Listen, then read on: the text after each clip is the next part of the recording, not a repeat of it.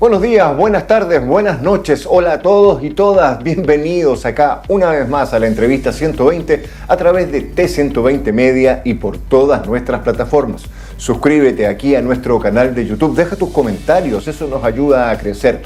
Estamos en plena semana de la fiesta de la Tirana, ya se siente desde muy temprano que la gente ya se ha ido hacia el interior a celebrar a la Chinita, a verla. Ese 16 de julio es cuando la reina sale a pasear.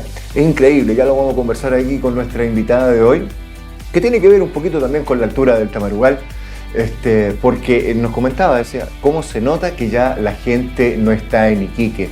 Hay tráfico más despejado, pese al corte que hay aquí en la ciudad, en la avenida Arturo Prat, pero es importantísimo. Y como les dije, suscríbete, haz tus comentarios, síguenos en nuestra Instagram, que es t120media.cl y también en nuestro canal de YouTube.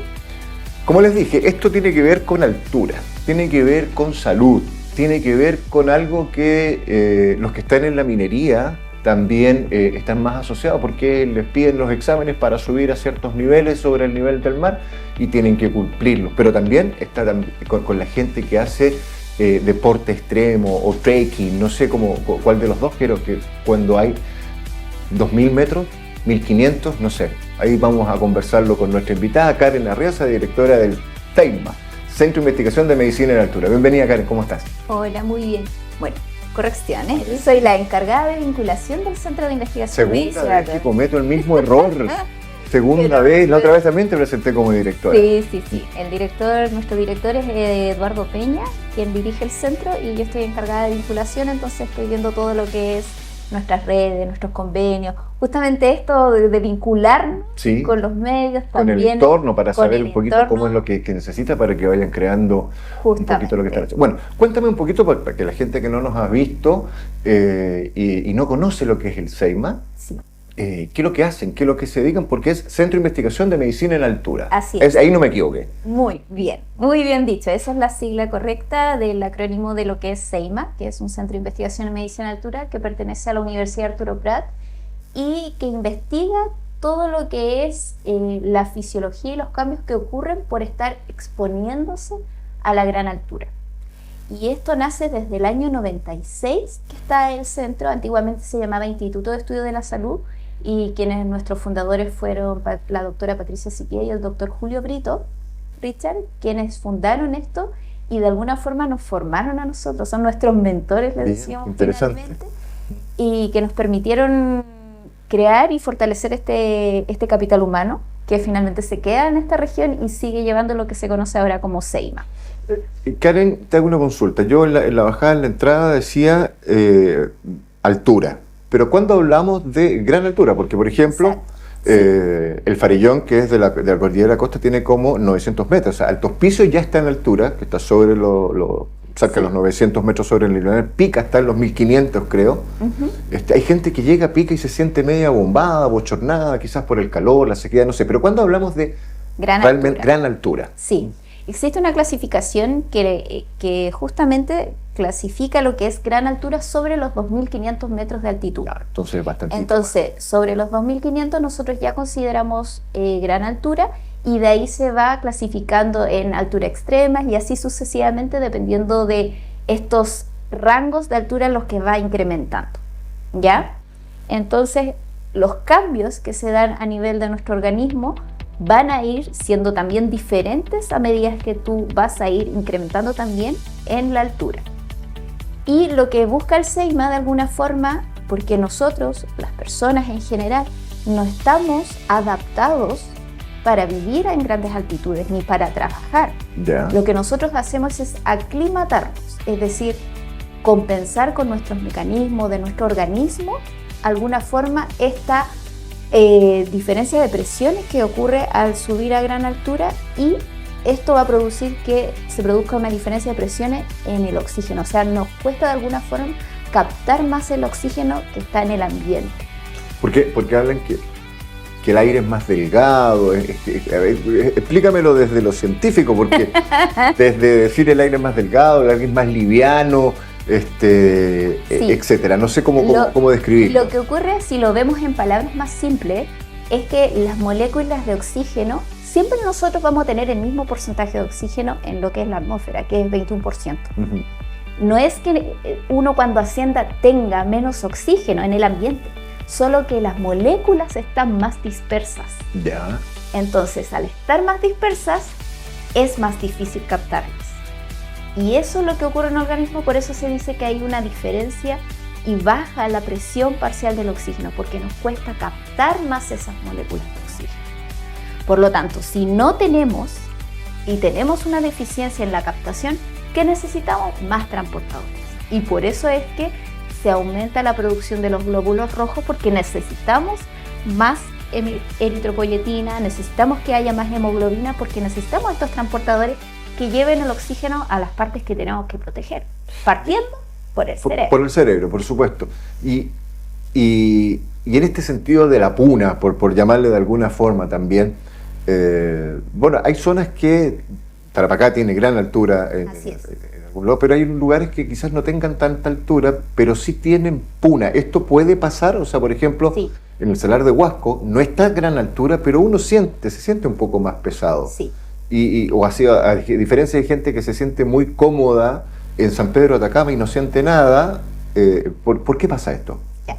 Ahí hay diferentes mecanismos. Primero hay que entender el concepto de a qué le llamamos nosotros puna. Ajá. Entonces, la puna se conoce como mal agudo de montaña, que es una enfermedad propia de la gran altura. Ujú. Y eso se caracteriza, o su primer síntoma es la cefalea, que es el dolor de cabeza.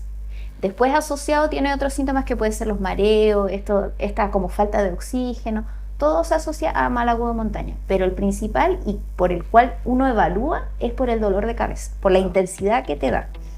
Entonces, en base a eso, también hay diferentes componentes que te pueden agudizar el mal agudo de montaña, partiendo, por ejemplo, por la hidratación.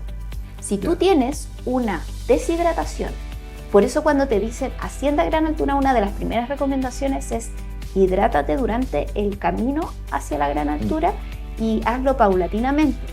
¿Por qué? Porque tiendes a ir deshidratándote a medida que vas ascendiendo. Y el UV que hay en las regiones de gran altura es más fuerte. Sí. Por lo tanto, la radiación te va a hacer además deshidratarte más estando en grandes altitudes. Y eso, a nivel del organismo, el problema de deshidratación desencadenan que además se te produzca más mal agudo de montaña. Por eso cuando te duele la cabeza normalmente dicen hidrátate. ¿Lo has escuchado? Y bueno, el deshidratarte no digo que es solo falta de agua, sino que aguas y sales. Por lo tanto, nosotros cuando hacemos la recomendación, y normalmente los manuales que hemos ido sacando tanto del hombre y que actualmente ahora vamos a sacar el de la mujer, Ujú. una de las recomendaciones principales es lleva tu botellita de agua, lleva una bolsita de sal del Himalaya y se la agregas a tu Ya. botellita y te vas hidratando con Pero eso durante. poquito, no es que como una es muera. es un poquito para ir recuperando esa pérdida de sal que vas a tener. Una pregunta. Ujú. Hablando del agua, Ujú. pero me la contesta después de la pausa. Obviamente, ¿Agua mineral en ese caso es factible tomarla? no es recomendable. ¿Me lo profundiza? Después del pausa. Vamos a una pequeña pausa, cortita, así, 120 segundos y volvemos.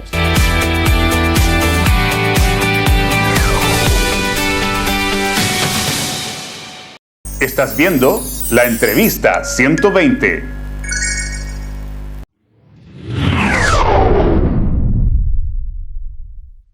Somos T120 Media, información pluralista e independiente. Rescatamos el deporte, la cultura y el patrimonio de la macrozona norte.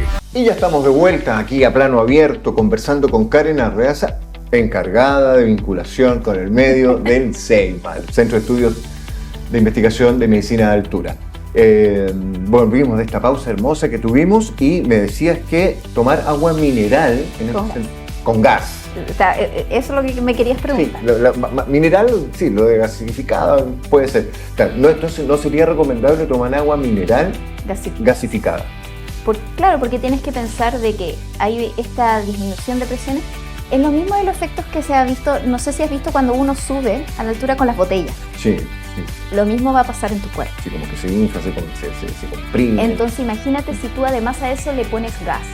Por eso no se recomienda realmente consumir cosas con gas cuando estás en la altura, porque esto aumenta además otras ¿Y las contracturas. bebidas isotónicas, por ejemplo? Es que las isotónicas no tienen gas. No, pero tienen un supre de minerales. Exacto, Eso. también podrías tomar, pero tienen mucho azúcar y tienen otros componentes. Por eso, cuando te dije recuperación a través de sales, lo más natural sería agregar un poquito de estas sales como del Himalaya. Pero esa sal del Himalaya es la que uno usamos como sal de mesa, o sea, sería una pizquita en Exacto. términos culinarios, un chintú. Bueno, un poquito. Es un poquito llevarlo para poder recuperar bien el equilibrio de sales que uno va haciendo a través de la pérdida, la deshidratación. Y no solo por el componente que te decía del UV, que es más fuerte, sino que después tú cuando respiras, recuerda que tú también aumentas los procesos de ventilación, Sí. ¿cierto? Haces una hiperventilación. Y eso se lo sumas, por ejemplo, en la noche a las personas que hacen, por ejemplo, apnea del sueño, es decir, que roncan o tienen apnea obstructiva del sueño. Uno también va haciendo una ventilación que uno pierde agua durante ese proceso. Entonces te sigues deshidratando. Y eso también desencadena que puedas hacer más apnea del sueño. Karen, disculpa que lo pregunte así, porque yo asocié este centro de estudios de medicina en altura un poquito con el trabajo minero, pero también me fui por el lado del trekking. Sí. Y un poquito el trabajo que ustedes realizan va orientado a eso, o sea, un poco al desempeño del hombre, la mujer, sobre los 2.500 metros sobre el nivel del mar, ¿no? Sí, de hecho, nosotros, claro, actualmente la tasa de las personas que trabajan en estos turnos de intermitencia, que ahí entran mineros, gente de gobierno, gente de colegios también que Sí. trabaja en la gran altura, gente que trabaja en los parques como en la CONAF, del SAC, aduana, y así podemos nombrar sucesivos que a veces como que no se mencionan, pero también tienen este sistema de turno. Claro. Entonces nosotros estudiamos todos ellos y de hecho en la participación del que acaba de finalizar el proyecto Mujer en Gran Altura, tuvimos justamente a mujeres participantes de todo este tipo que estamos mencionando.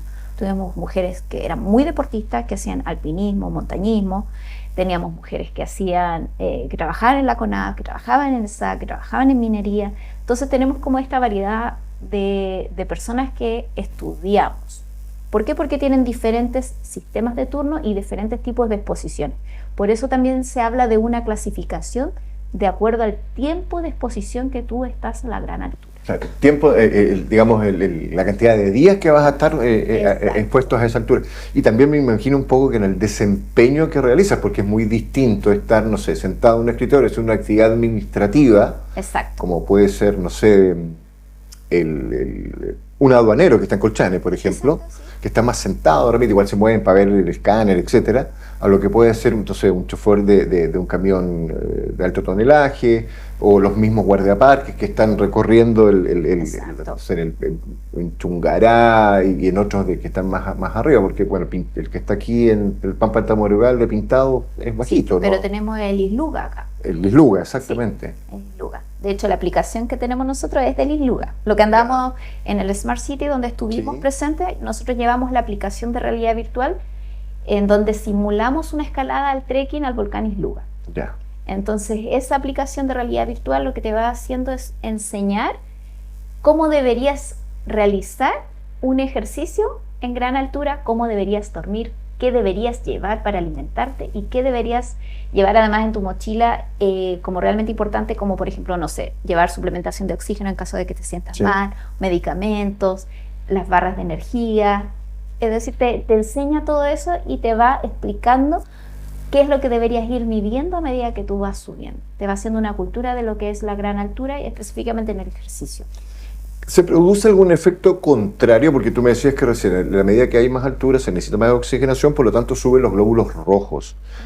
Los blancos se mantienen o descienden, porque cuando uno baja igual se siente así como la puna de mar, digamos, de alguna forma, ¿no? Hay un cuento ahí con Sí. el... Nosotros le llamamos a ese efecto como la puna inversa, que Ya. viene siendo un mal agudo.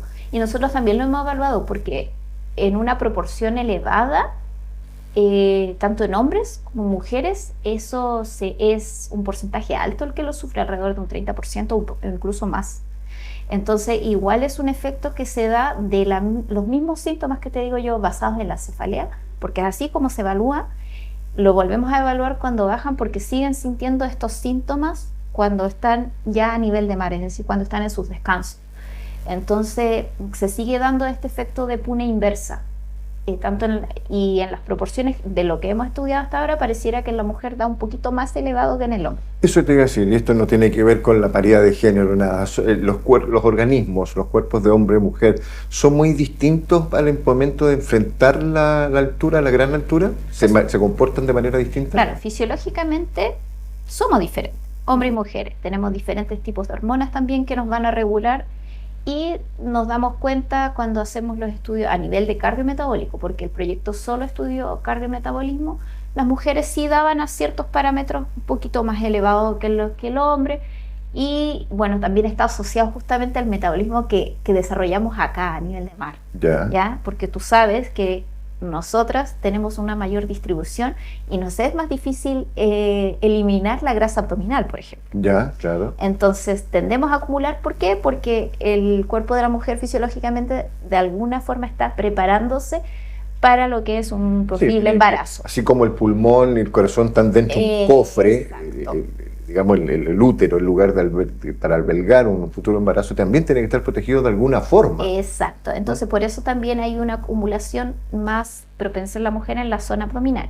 Y eso cuando tú subes a la gran altura, nosotros habíamos encontrado previamente en el hombre de que hay una asociación con los factores de riesgo cardiometabólicos asociados justamente al perímetro de cintura.